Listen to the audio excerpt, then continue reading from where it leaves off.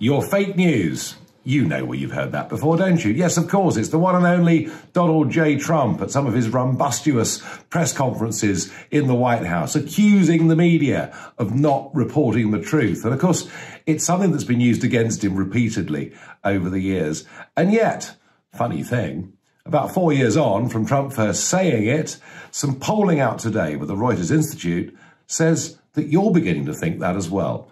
Remarkable figures. Only 28% of people in this country believe consistently what the news channels are telling them. And in particular, the BBC, trust in the BBC has fallen by 20% since 2018 alone. So there's never been a time when trust in what we see on the television, hear on the radio, read in the newspapers has ever been lower. Allied with that, trust in politicians too has fallen very, very heavily. And in many ways, I'm not in the least bit surprised by this, because just look at what's happened over the course of the last couple of weeks.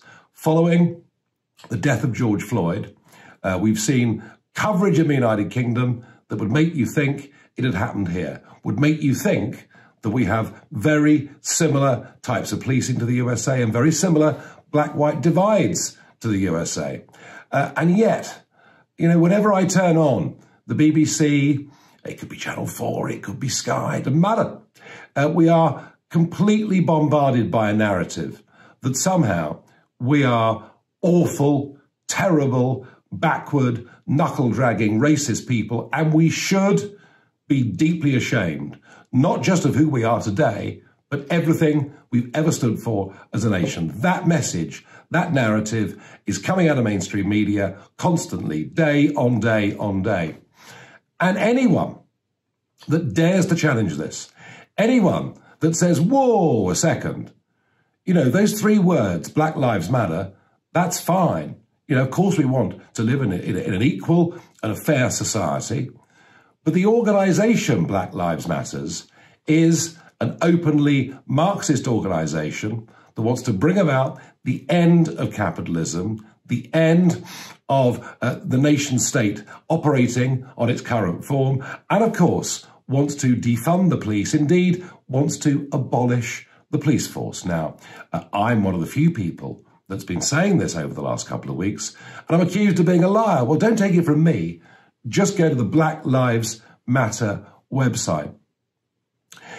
And the way the media have dealt with things, because they refuse to even countenance any proper debate about who Black Lives Matters are, but the way they behaved was even worse over the toppling of the statue in Bristol, the Edward Colston statue. Yes, he was a slave trader, but remind ourselves, the entire British establishment were slave traders, as were the rest of the European countries.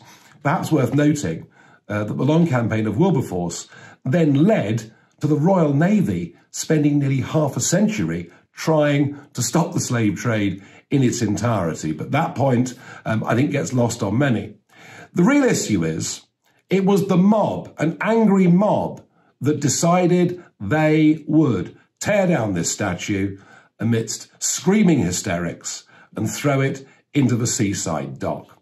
And to listen to so much on our mainstream media, they are basically condoning that kind of behaviour and trying to move the argument on to many other historical figures. Doesn't matter whether it's Francis Drake, whether it's Winston Churchill, and you realise that actually this is not about racial equality in our country.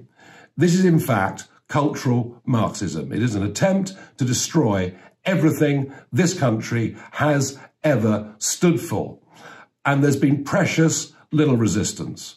It took Boris nearly 10 days to write a piece in the Telegraph condemning some of the behaviour. Although it was noticeable, he was much harder on the far right than he was on the far left. The man that's been arrested for urinating on Keith Palmer's memorial, well, I'm pleased, very pleased, that he has been arrested, but not a single arrest has been made for those that vandalised Winston Churchill's statue, those that desecrated the cenotaph. And that, frankly, isn't good enough.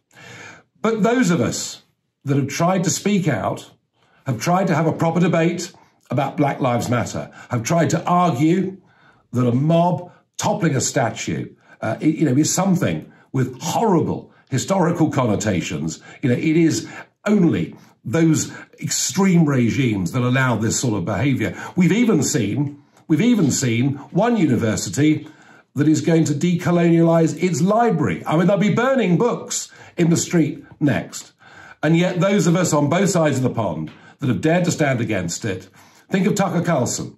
Tucker Carlson, now 7 of the big Fox News advertisers have been so bombarded by Soros-funded organisations, they've removed advertising from his show.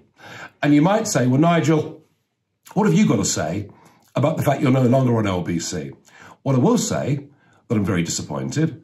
I will say I put my heart and soul into that for the last 3.5 years, but I'm not going to get into a row.